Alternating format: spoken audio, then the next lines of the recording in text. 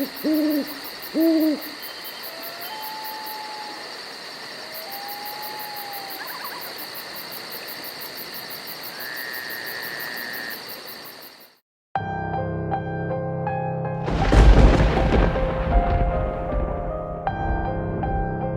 guys, Matthias or Horrible Boo here. Today I got another thing from It Came From Under My Bed, and it is a custom Scarecrow mask made specifically for myself.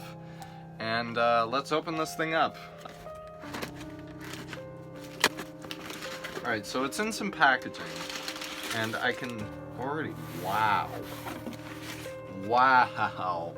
This is beautiful. I mean, not beautiful, but it's like really gross and amazing. Oh my gosh, this is so cool. Like all the, like as you can see, there's a lot of blood, and there's blood and wounds, and there's this big like mouth thing. Oh my gosh, this is so cool. So let me try it on.